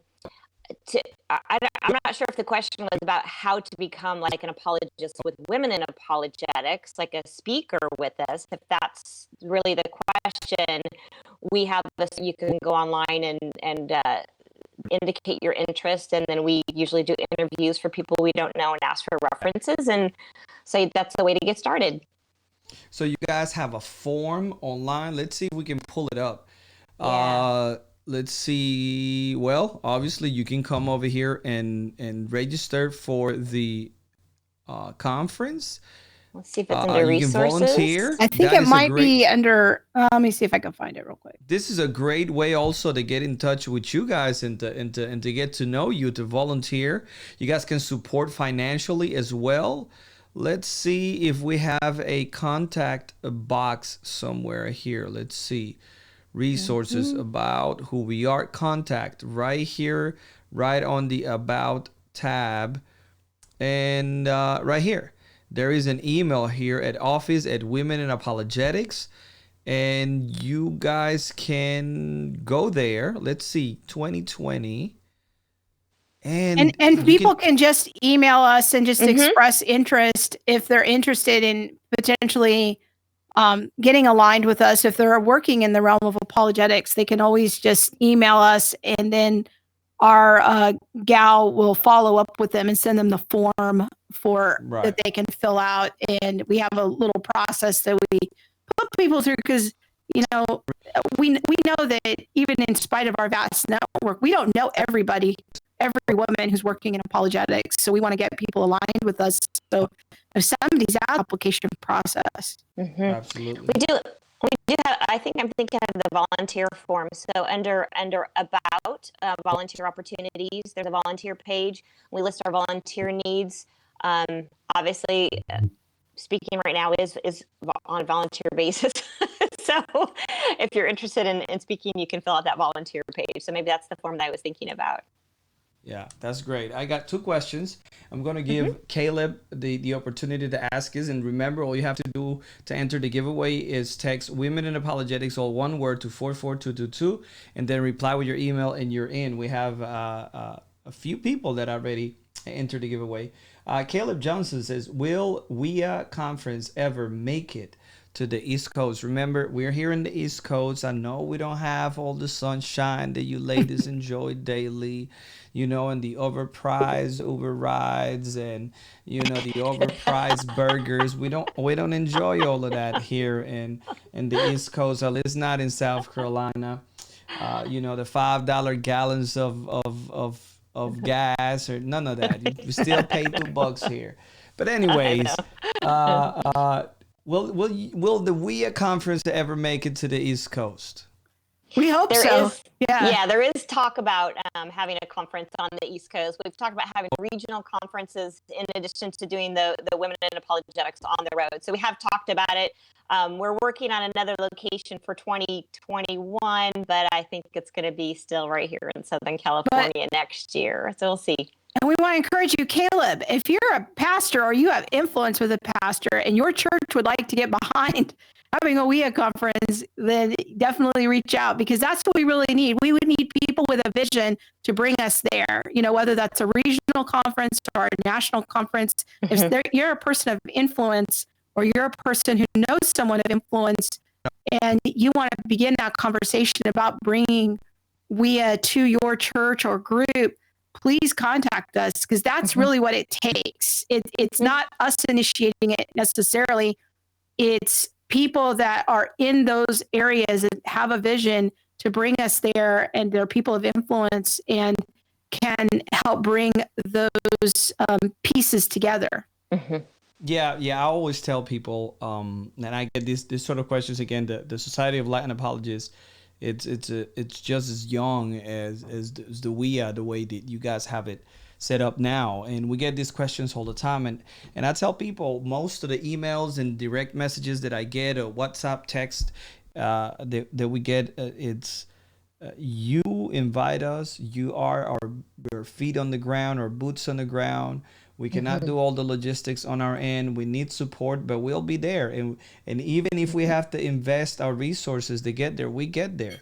But we got to make sure that our efforts away from family, away from our jobs, our day to day, putting in the line health and tiresome traveling time and all of that, that it is worth it. I mean, I understand that if you're teaching the five, you don't know if the person that is sitting in the audience is the next William Lane Craig.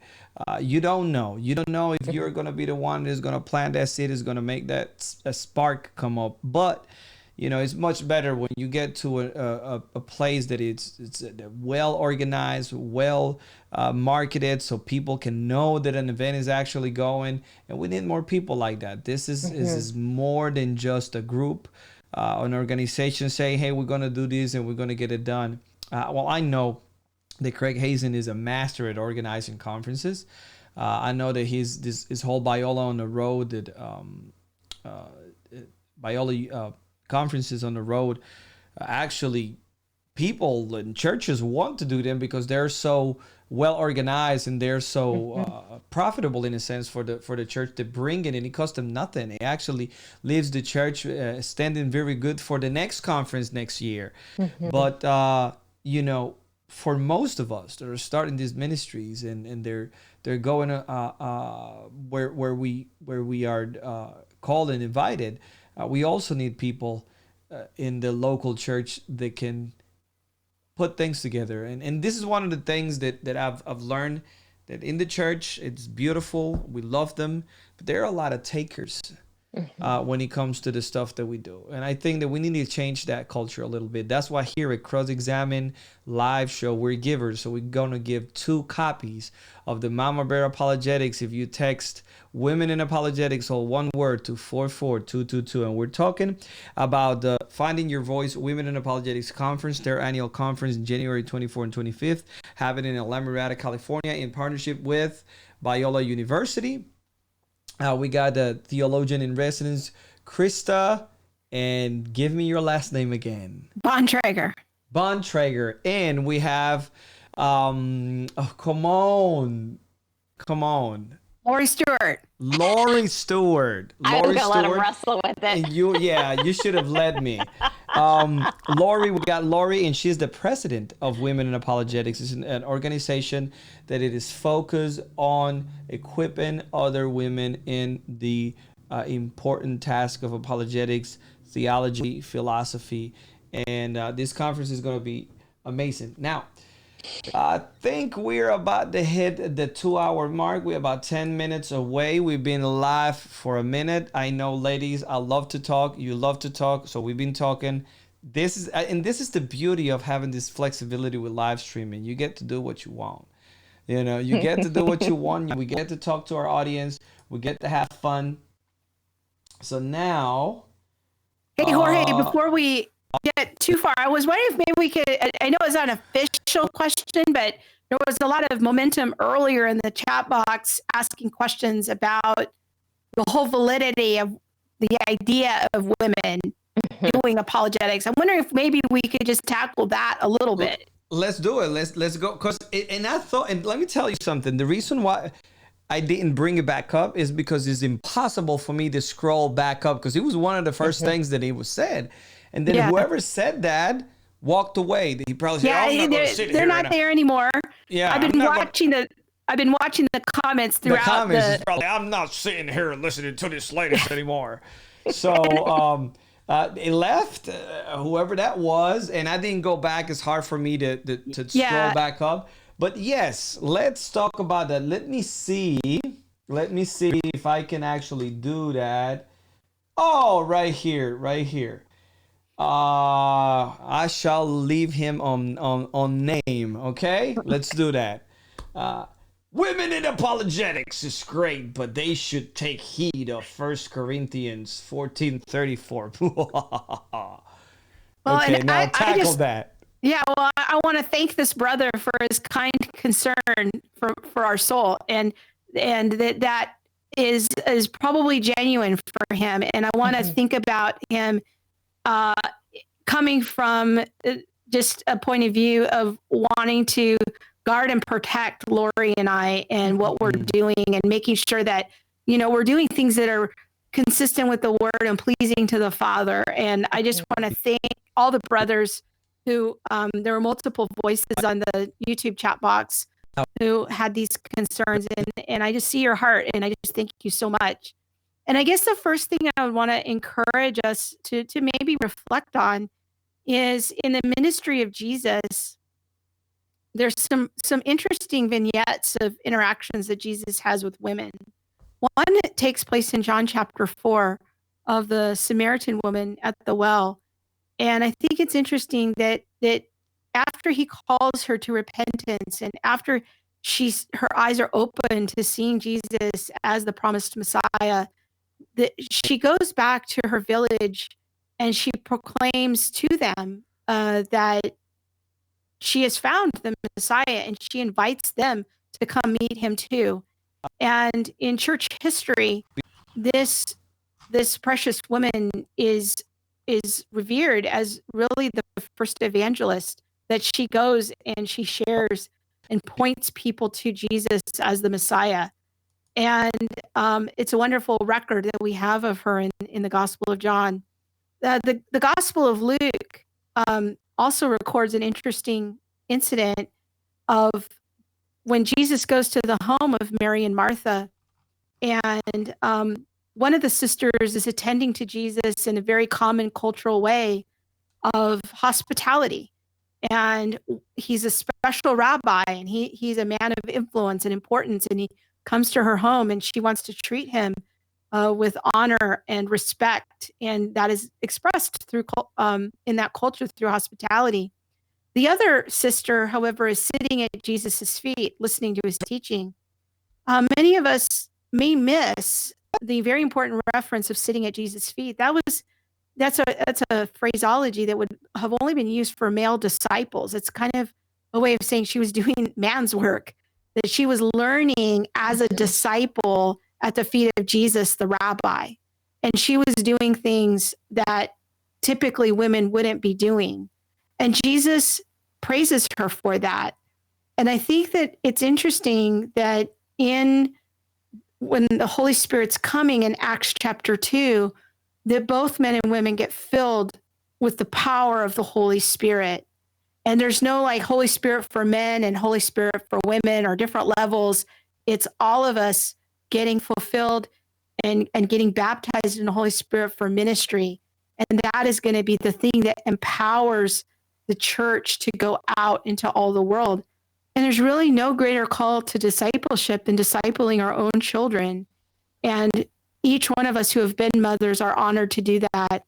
But as women, we are, I think, invited to learn from Jesus as our rabbi, to go into I like to call it the ministry school of Jesus, and to learn from him.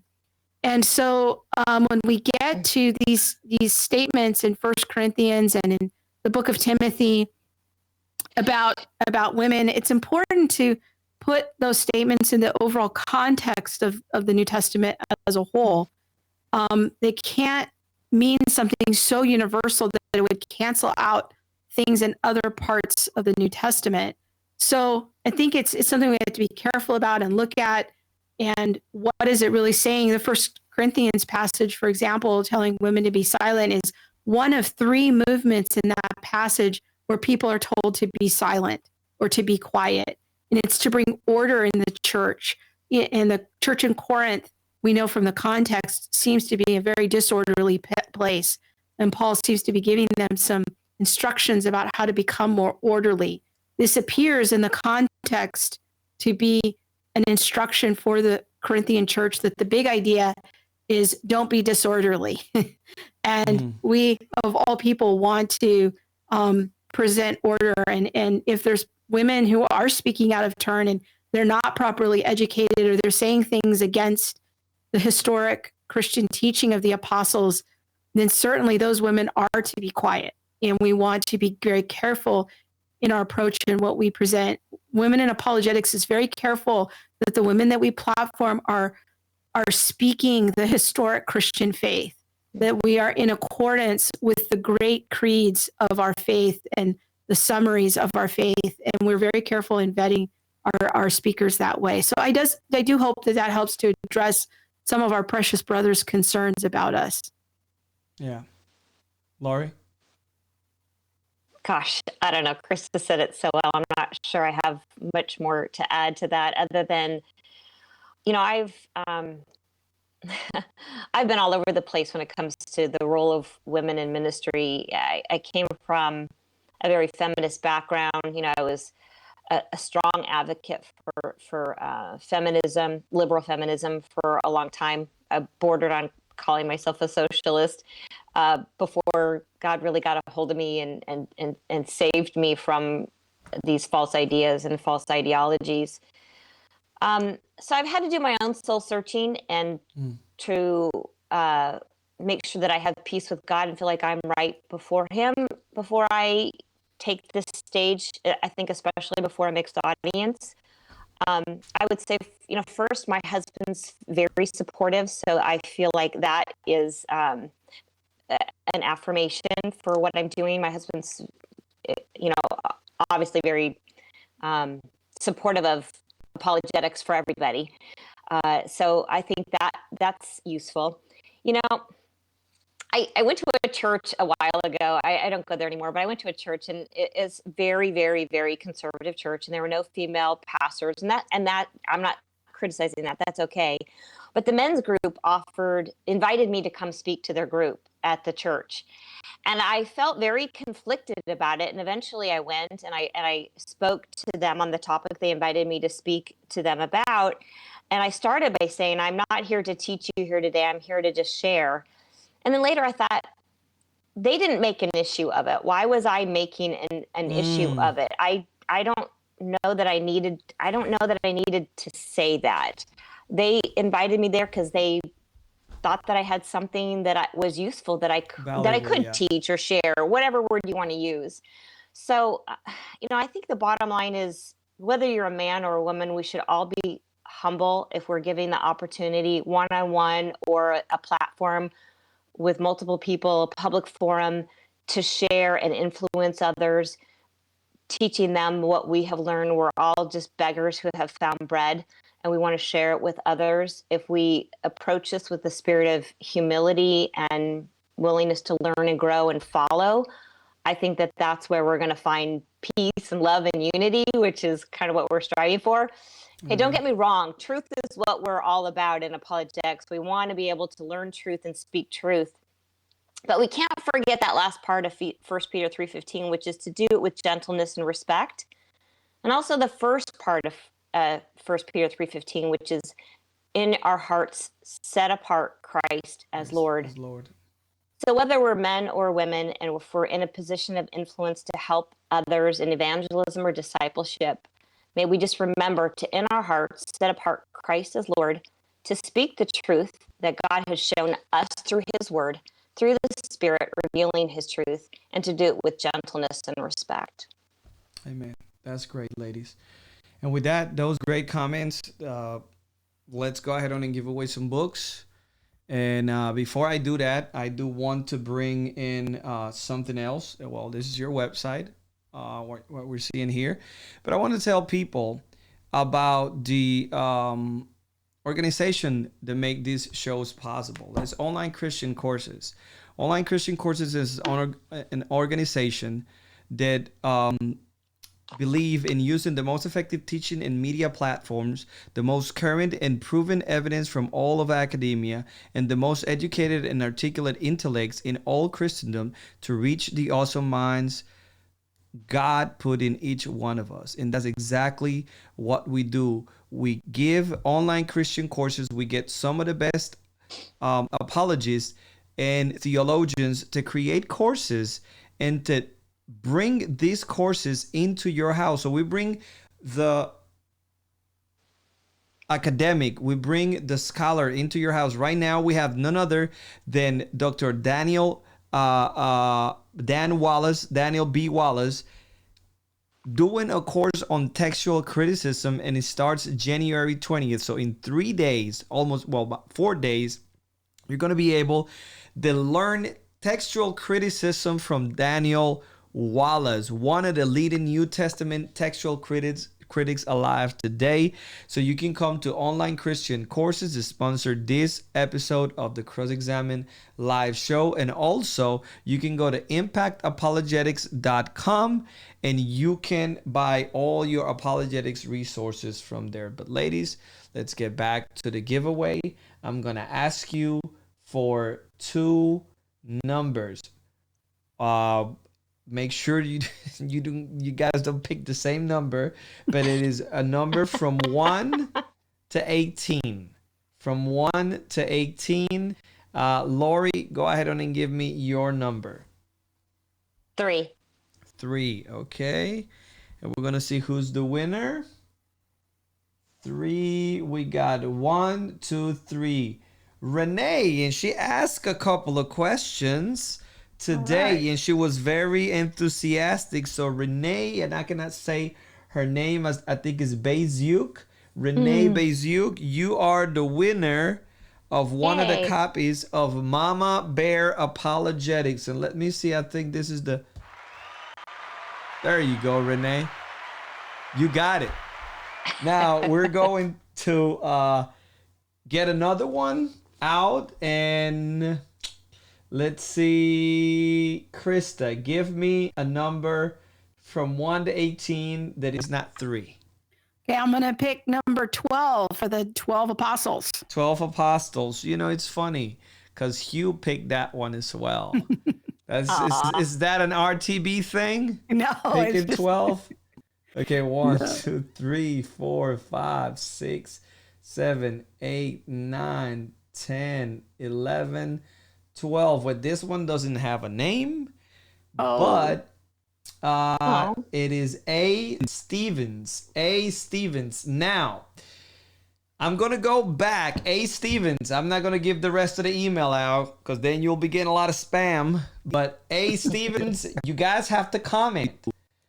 Renee has to comment, and A. Stevens have to comment in order to get the book. Renee, where are you? Renee, I think Rebecca is commenting. I don't remember in which one of the channels she was in. Let's see. Renee. Hey, Renee, she's in our Facebook and YouTube channel. So hey, she said she's here. So Renee, congratulations! You won a copy of the Mama Bear Apologetics book. I'm sure you're gonna have a lot of fun reading that. And then Guadalupe, you didn't win, Guadalupe, but you can win next time. Just make sure you subscribe. Make sure you click on the C first. Make sure you don't get all the notifications, whether you're in the Frank Turek page or the Cross Examine page or the YouTube page. Make sure you click the little bell and you follow and you said, I want to get all the notifications from crossexamine.org. And Renee Porter, not you, Renee. It was another Renee. Renee Beziuk. Let's see. We got more. Carla Brown. Well, it looks like our friend A. Stevens is not showing up. A. Stevens, where are you, man?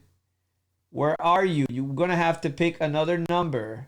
Okay, I'm going to pick number Well, we got to give him time. Krista, we got to give him time. We got to do a countdown. We got to do a countdown. And sometimes the pages don't refresh as fast as I want them to. So I don't want to be too hasty and then say, hey, we're gonna give it to somebody else. It happens to me the other day, and I had to actually honor the win because I went back to the video and he was commenting, but he was not showing up here, and it cost me an extra book. But here we're givers, so we give away copies of these books. So Aaron, let's see. No, it's not Aaron. It is, what did I say? It was A. A. Just Stevens. A. Stevens. Uh-huh. Yeah, and I'm already giving him a name. A. Stevens. Okay, well, A. Stevens is not around. A. Stevens, are you around? Are you around? Okay, A. Stevens. A. Stevens. A. Stevens. That's me. Oh, it is Alana Hoffman. She did show up. So you are the winner. Let's give her a round of applause. Yay. You did it. You did it. Okay, so we got Alana. Alana won a copy of the book Mama Bear Apologetics. Also Renee.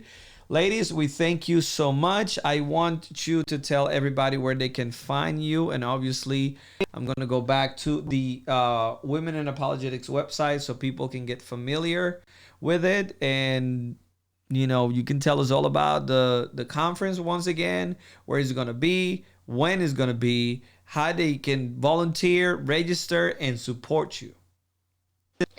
So you can find us at womeninapologetics.com and come to our third annual Women in Apologetics Conference. The theme is Find Your Voice. It will be at Biola University in La Mirada, California. That's Southern California, on January 24th and 25th. You can go to our website and register there. If you can't make it to California, you're welcome to join us for the live stream. You can just go to womeninapologetics.com and click on the third annual conference and find the live stream button and click on that. You can register. If you're coming, bring your kids. We have a wonderful conference for kids targeted at third grade through sixth grade. That's the We Are Kids. So you can also go to the registration page and sign up your kids. Bring them along with you. When you get trained, they get trained as well. We would love to see you. We have a list of apologists on our website. You can find us there. We have our own websites.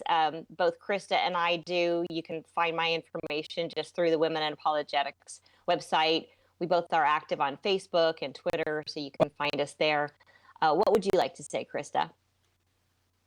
Nothing. I think it just, we're looking so forward to meeting people. If you hear about the conference and you come through Jorge's podcast, be sure to come tell Laurie or myself, like, hey, I heard you on Jorge's show. And it's always fun to meet a new friend who finds us and lets us know how they got connected. So, Ladies, oh, good. You're scrolling through those wonderful apologists. Yeah. I'm But let me tell you something. You ladies probably don't know this, but the first Cross-Examine live show happened 2 years ago. I was back in North Carolina, and the title was Women in Apologetics.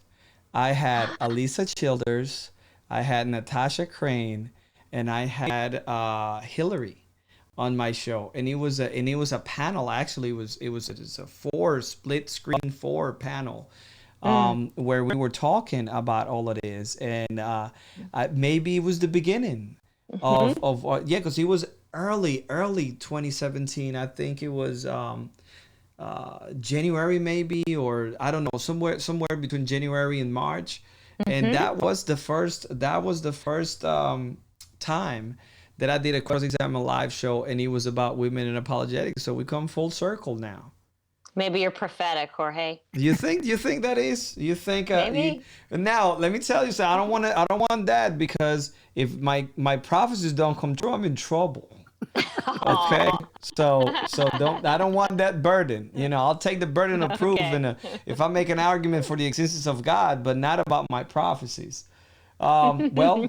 This has been fantastic. I want to thank everybody for watching, sticking around.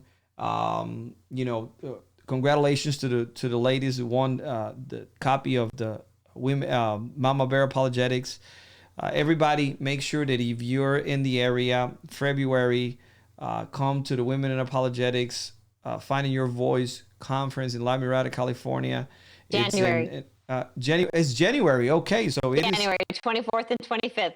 Okay, so we are a week away. Yeah, we're a week away. We're a week away. So don't listen to me and my prophetic voice say in February, make sure that you come next weekend, weekend after next, to La Mirada, California. Bring your kids. They're going to get fed good apologetics material. Women, come flock into this conference. We need more women doing apologetics. Like I said, J. Warren Wallace said that. Richard Howell, we were having a conversation and we said women in apologetics are going to just take it to the next level.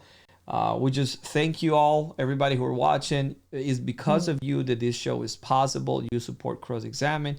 You can always go to crossexamine.org and click on the donate button. We are 501c3. All donations are tax deductible, and it is the support of all of our audience to make this possible. That's why Frank can travel, I can do this sort of shows. And one of the things that identifies so much with women in apologetics is that you guys are trying to give a platform to others.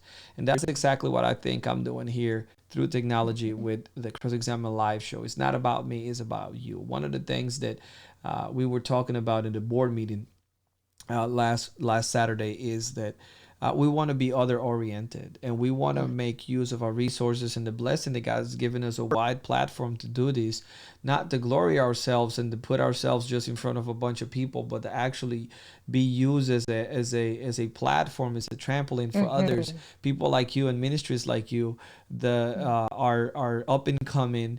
Maybe don't have the support and the longevity that we have, but you do have the ideas, you have the drive, and the hand of God is over you. God's blessing is over you, and everything that you touch, I'm sure that is gonna flourish. You guys have the right heart, the right mindset, and you guys are working hard and you're sacrificing for this. So again, Krista, remember that you said you thought you were doing grandiose things. Well, let me tell you, you guys are doing grandiose things, and God is using you. So it is a blessing to have you here. I just want to let you guys know that it is fantastic to have you guys on the Cross Examine show. And I look forward to have you guys again. Maybe, Laurie, me and you can do a show on feminism. Sure. And I'll paint my hair purple, and and then I'll show up like that to the live stream, and you can tell me all about feminism. Krista, me and you need to talk about, maybe me and you and Neil. I can never say his last name. Neil Shenvi. I was gonna say Shenvi. And can get together and have a dialogue about this stuff. It's got to be amazing to hear both of you talk about it. I know that, like I said, I enjoy his lectures. I need to go and look up yours, and I wish I can go to California. But with that being said, I'm going to let you guys say bye to our audience, and then I'm going to give a few announcements, and then we're going to call it a night. It's been an honor to be here, Jorge. Thanks for the conversation. I just want to thank for everyone's comments and questions, and just look forward to ongoing conversation and engagement. God bless. Yeah, thank you so much, Jorge, for inviting us to come and be on the show. And thanks to Frank Turek. He really has been instrumental in just kind of giving me the passion and motivation to get into apologetics a little bit more professionally. Thanks to your viewers. But most of all, I'm just so thankful to God for this opportunity. He really is the banner going before us as we watch other women develop this incredible ability and passion to develop their minds so that they know what they believe and they can share with others. They can evangelize and make disciples, which is what we're all called to do. Amen. Thank you, ladies, for being in the Cross Examine live show, and I look forward to having you again. Yes. Thank you. God bless. Bye. Well, guys, there you have it. This is the Cross Examine live show with your host, Jorge Gil. You can follow me, Yo Soy Jorge Gil, across all social media platforms. And before we go, remember, we have an event, and I don't have enough faith to be an atheist event in Purdue, Fort Wayne, Indiana, January 28th at 7 p.m. Frank is going to be there. Then we're going to be in Ohio State the next day in January 29 at 7:30. That's a Wednesday in Columbus, Ohio. Then on February 7th, we have a Fearless Faith Apologetics Conference. This is going to be a 2-day event. It's going to be in the First Flint Baptist Church in Flint, Texas. And we're going to have J. Warren Wallace. We're going to have Mike Adams. And we're going to have Frank Turek doing an apologetics intensive training for students and parents. Then we're going to be in University of Nebraska, Lincoln in Lincoln, Nebraska, Tuesday, 8th February 25th. Frank is going to be there doing, and I don't have enough faith to be an atheist. And then the next day on the 26th is going to be in Omaha, Nebraska, University of Nebraska, Omaha. So make sure you find us. You come to the conference. You can actually find all of this at crossexamine.org. Just click on the events tab, click on Frank calendar. All of the events are there. Or you can go to our Cross-Examined Facebook pages and Frank Turek Cross-Examine, and you can find that on our calendar events, and you can subscribe and it'll send you reminders and everything. But that's it for now. Everybody, thank you for being part of the Cross-Examine live show. God bless you. And tomorrow we're going to have Dr. Peter Gurry talking about myths and mistakes of textual criticism. See you next time.